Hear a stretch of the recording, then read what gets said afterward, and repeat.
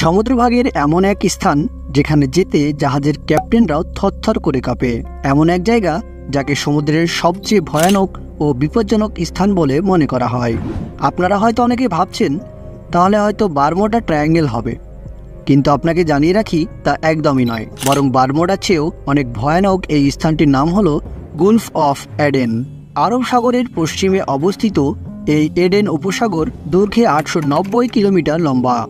বাব এল মানদেব প্রণালীর মধ্যে দিয়ে লোহিত সাগর অর্থাৎ রেড সিতে গিয়ে মিশেছে। ভারত মহাসাগর থেকে সুয়েজ খাল হয়ে ভূমধ্যসাগর পর্যন্ত বিস্তৃত এই উপসাগরটি অনেক গুরুত্বপূর্ণ বাণিজ্যিক জলপথ। এই জায়গাটির গড় গভীরতা প্রায় 500 ফুটের মতো এবং সর্বোচ্চ গভীরতা প্রায় 2500 ফুটের মতো।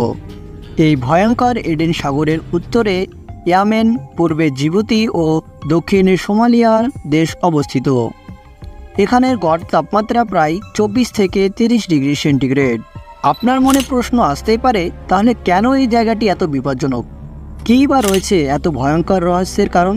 সমুদ্র যে কতটা ভয়ানক ও রহস্যময় তা আমাদের কারোরই অজানা নয়, কিন্তু তার চেয়েও বেশি ভয়ানক হলো এই উপসাগরের জলদস্যুদের প্রাণঘাতী আক্রমণ,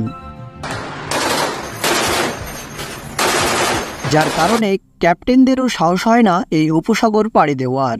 আগেই বলেছি, এটি জলপথের এমন এক যাত্রাপথ যেখান দিয়ে সবচেয়ে বেশি পরিমাণে বিভিন্ন মালামাল এক্সপোর্ট ও ইম্পোর্ট হয়ে থাকে।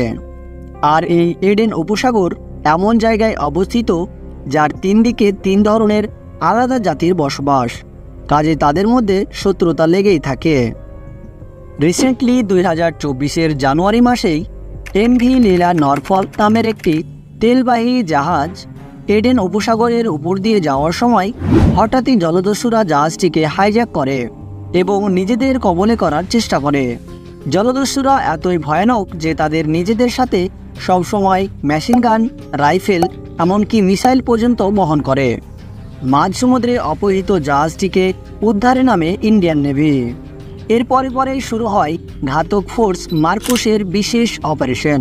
জানা গেছে এই জাহাজের ক্রিউ মেম্বারদের মধ্যে 15 জন ভারতীয় এবং 1 জন বাংলাদেশি ছিলেন।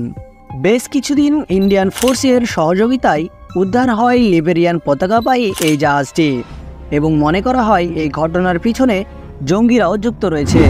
তবে এই ঘটনা নতুন নয়, যুগের পর যুগ ধরে চলে আসছে এই ঘটনা।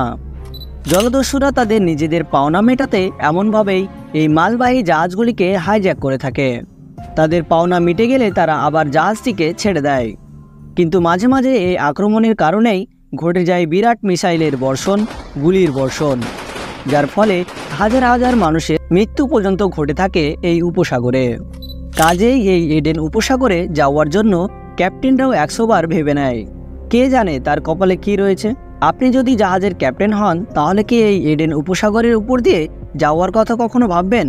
তা কমেন্টে অবশ্যই জানাবেন এবং ভিডিওটি ভালো লেগে থাকলে লাইক দিয়ে মোটিভেট করবেন।